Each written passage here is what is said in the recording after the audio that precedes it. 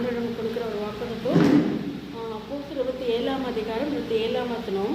14ஆம் ராத்திரியான போது நாங்கள் அதிரி கடலிலே அலைவுப்பட்டு ஓடுகையில் நடு கிராமத்திலே கப்பல் ஆட்களுக்கு ஒரு கரை கிட்டி சேர்க்கிறதாக தோன்றிட்டு அப்படின்னு போட்டிருக்கு.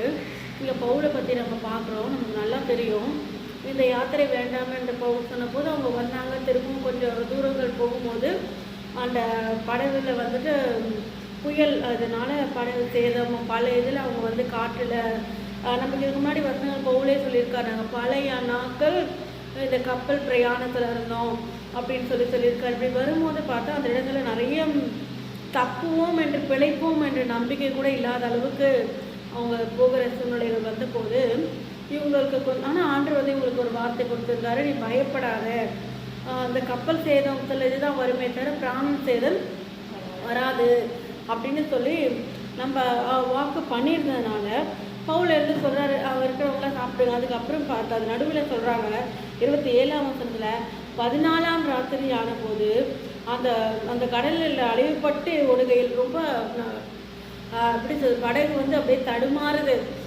போய் சேருவோன்ற நம்பிக்கை கூட இல்லைன்னா கர்த்தருடைய வார்த்தை மாத்திரம் இருக்குது, எப்படியும் தப்பிச்சிடுவோம் அப்படின்ற ஒரு நம்பிக்கை.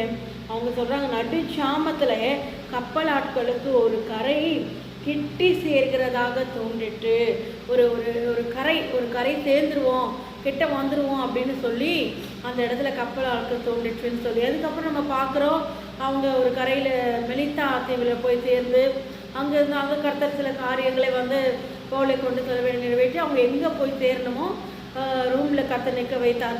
இந்த நாட்களிலே கூட நம்மளுக்கு கரை சேருவோமா, வழி தப்பி பிழைப்போமா, இந்த யாத்திரை எப்படி இருக்கும் அப்படின்னு பல பயம் இருக்கலாம் நமக்கு.